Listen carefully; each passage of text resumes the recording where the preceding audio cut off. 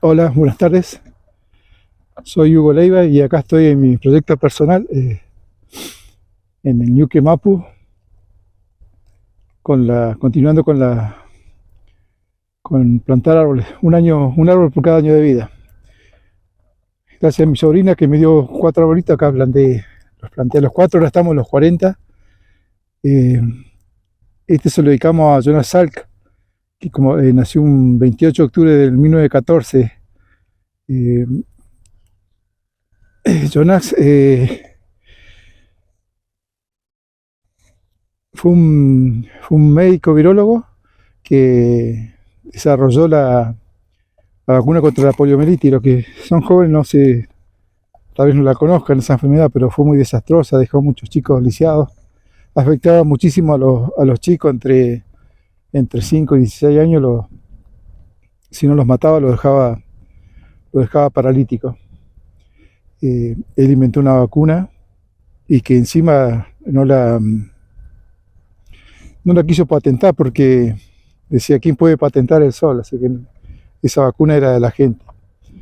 Se perdió de ganar, fíjense ahí el gesto, porque según los cálculos que han hecho, se perdió de ganar 7.000 millones de dólares. O sea, una cifra, pero bueno, él fue así, realmente una persona de, una persona de bien, y que encima se preguntaba, como les comentaba la vez anterior, eh, cómo debe ser un buen antecesor. Digamos, cómo nos van a juzgar nuestros descendientes en cuanto le hagan alguna consulta sobre nosotros, sobre qué era lo que hacíamos en estos momentos para mejorar el ambiente. Él encima que hizo esa tremenda contribución que salvó tantas vidas, no la quiso patentar, y encima se preguntaba eso, de cómo se podía ser un mejor antepasado. Me sorprendió muchísimo a mí. Tuvo unas controversias con el doctor Sabin por el tema de la vacuna, porque esta fue la primera vacuna que se usó, fue la de Salk, pero luego se usó la de Sabin, que era la que nos daba a nosotros por vía oral. Actualmente ya es una combinación de las dos la vacuna que hay contra la poliomielitis. Así que me preguntaba, yo digo, ¿qué nos queda a nosotros? Él hizo esa tremenda contribución y se preguntaban cómo lo iban a ver su descendiente. La verdad que ¿qué nos queda a nosotros, pobres mortales, no? Y otra persona que me impactó muchísimo, que aproveché también a hacerlo ahora, es este señor Johannes Kepler. Nació el 27 de diciembre de 1571. Johannes fue uno de 5 hermanos, era el más enfermizo, estuvo muy complicado de enfermedad, era muy delicado, de tal manera que él se refugió en los libros, en el conocimiento.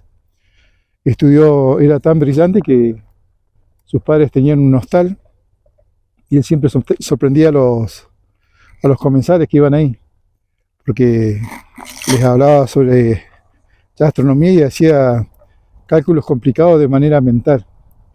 Para mí es el padre de la astronomía moderna y es uno de los pilares de la revolución científica. Ha sido muy poco reconocido y creo que lo ha tapado la propaganda de otros científicos, pero su contribución fue fundamental. Hace sus estudios en teología porque era muy religioso. Él hace sus estudios en teología y era tan brillante, como le decía, que lo lleva a la universidad. A los 18 años ya va a la universidad y se pone a estudiar astronomía, matemática. Y como era tan brillante, ya le empiezan a explicar lo de la teoría heliocéntrica de Copérnico, que era muy, muy reciente. Fue cuando muere Copérnico, nace este señor, Johannes.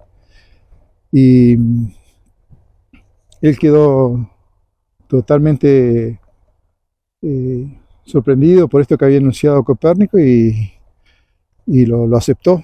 O sea, notó que en la simpleza estaba todo que estaba muy bien fundamentado la teoría heliocéntrica y la empezó a militar, digamos, a combatir, a apoyar esa teoría. Eh,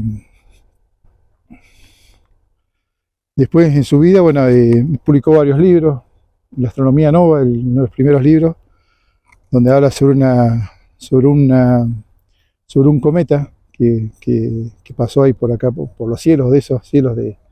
Él es alemán, nació en Alemania, vivió en varios lugares, en Dinamarca, en Austria, República Checa, y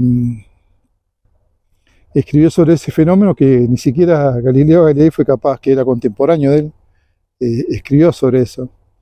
Incluso publicó, tiene las tres leyes fundamentales de la astronomía con las que después Newton elaboró la teoría de la gravitación universal. La primera ley dice que los planetas, había como que era una fija, que digamos que los planetas deberían circular deberían rotar de manera circular, porque el círculo era lo más bello, lo más puro. Ya venía eso de los tiempos de Pitágoras. Entonces siempre se mantenía la teoría circular y no cojaba con sus mediciones. Así que él teniendo algunas mediciones, la probó con una órbita elíptica y vio que le daba resultados. Así que su primera ley fue: todos los planetas giran alrededor del Sol en una órbita elíptica, con el Sol en uno de los focos de la elipse. Fue revolucionario. Compartió libros con Galileo. Galileo ni siquiera no le contestaba. Realmente Galileo usó mucho la fama, porque era muy famoso por ser un matemático imperial de mucho renombre. Era muy, en el tiempo, fíjese, en 1571, estamos hablando de 1600, todavía no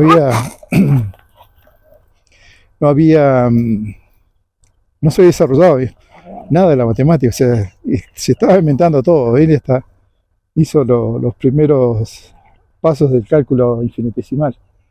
Realmente una persona admirable.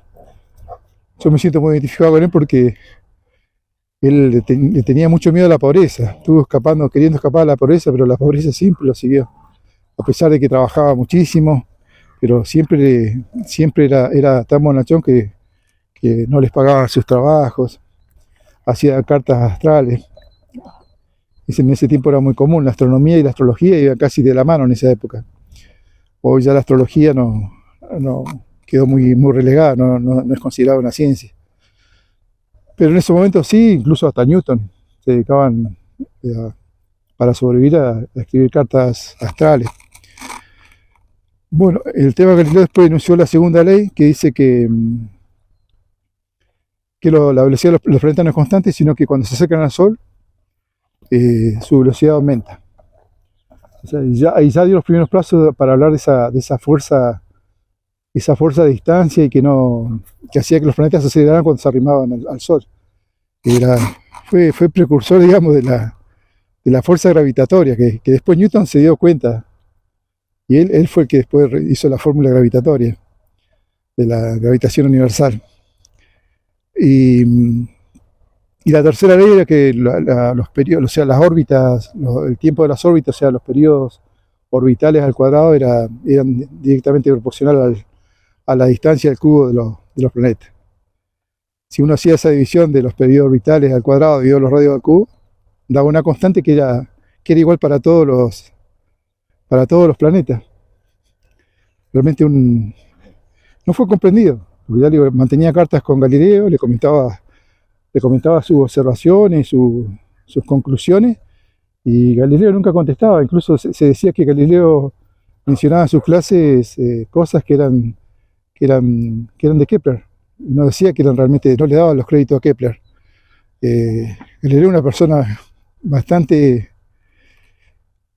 no sé poner la palabra, pero era una persona muy controvertida, muy celosa, incluso se dicen que ni siquiera inventó el telescopio, porque él en su momento le llegó a su mano un telescopio que se lo había comprado en una feria holandesa, y se le atribuyó el descubrimiento. Kepler le pedía por favor le mandara porque decía que había visto 4 planetas más y encima Kepler le decía que no podían ser planetas, que serían tal vez las lunas orbitando y ni siquiera ese crédito le dio, que las lunas eran las lunas de Júpiter las que había visto Galileo. Pero bueno, Galileo siempre fue muy parco, lo usó mucho, lo usó para que lo defendiera, porque en Italia el tema de la teoría heliocéntrica no era aceptado, así que cuando tuvo problemas el que lo defendió fue Kepler. Incluso le tomó todas las observaciones como ciertas, o sea, no corroboró ninguna observación. Y ni siquiera eso le agradeció Galileo. Y, y en el camino de él también en 1600 aparece otro, que se me salté por el tema de Galileo, pero en 1600 conoce a Tycho Brahe. Era todo un personaje, era un sueco, o sea, era dinamarqués, porque en ese tiempo lo que era Suecia pertenecía a Dinamarca. También era un notable, fue el mejor observador a ojo, sin ningún tipo de, ¿cómo se llama? De instrumentos para mirar los planetas, las estrellas. Fue el mejor observador después de los griegos, de Ptolomeo. Y también Tycho Brahe estaba muy como asombrado por la fama. Tiene mucha fama de matemático, o sea, le comentaba si a los 6, 7 años ya hacía cálculos complicados mentales, se imagina a los 30 años lo que era este muchacho. Y lo conoció y bueno, se sorprendió realmente de lo que era Kepler. Pero no le quería, bueno, lo de Tycho Brahe también es algo, en la serie Cosmos, si se fijan, en Armonía de los Mundos, que fue uno de los libros que publicó Johannes Kepler, ahí habla de Tycho Brahe, que era una persona le gustaba mucho la joda, eso sería. Y en esos tiempos las discusiones sobre matemáticas, sobre ciencia eran cuestiones de vida o muerte, se defendían con la vida. Y Tycho se batió por un problema matemático con otro alumno, y de tal manera que le arrancaron la nariz en el duelo. Y usaba una nariz de oro pegada ahí en la cara, por eso era ¡sí! Por eso era muy conocido, por tener una nariz de oro, aparte por sus observaciones. El tema es que al año de estar ahí con Tycho, muere Tycho, bueno, ahí Kepler puede tomar sus observaciones, que lo más importante que tenía Tycho Brahe eran las observaciones que tenía. Era muy precisa. Después unos artilugios, bueno, consigue quedarse con esas observaciones, pero con la condición de completar un trabajo que tenía pendiente Tycho y que quedaba hacer la revisión, que era la Carta Rudolfiana, que fue lo que tomó, fue la última obra que tuvo, el último libro de Johannes.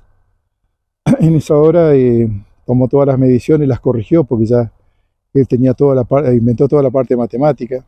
Por ejemplo, Galileo tampoco dijimos que no le había dado el telescopio, no le quería un telescopio. Él había comprado varios y no le quería dar ninguno, porque sabía lo que era este muchacho y nunca le mandó un telescopio. El tema es que uno de los duques de ahí, de esa zona donde estaba Rodolfo, el imperio dinamarqués, consiguió uno y se lo prestó, que lo estudiara. No solo lo estudió, sino que desarrolló uno mucho mejor al de Galileo, con mucha más precisión, y sentó las bases de lo que es la óptica. Realmente era un genio. Realmente no... me molesta a mí que sea tan poco...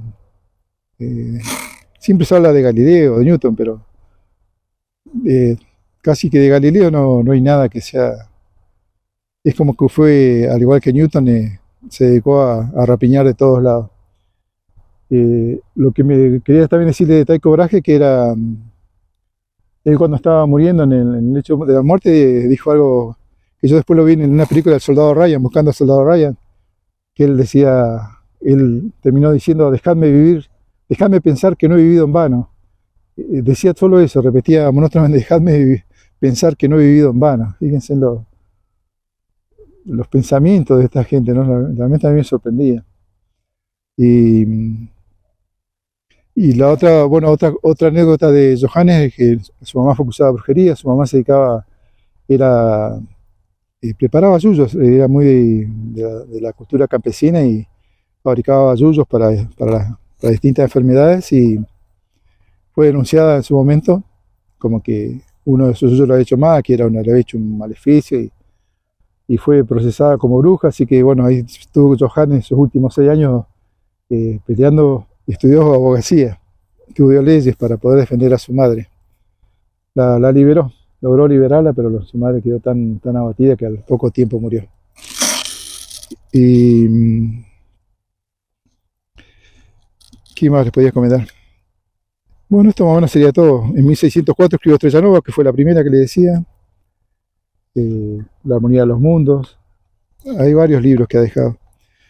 Y, y en su epitafio, cuando falleció él falleció en noviembre de 1630, murió a los 58 años, no alcanzó a cumplir 59.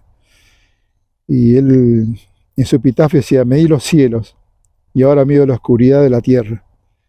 Mi mente fue celeste y mi cuerpo ahora descansa entre sombras. Ese fue el señor Johannes Kepler, bueno, que se los quería compartir. Ojalá puedan ver ese. Hay un, hay un video de Carl Sagan sobre la armonía de los mundos, que es justamente el libro de Johannes, donde estaban su tercera ley, famosa tercera ley, que de ahí Newton dedujo la ley de gravitación universal.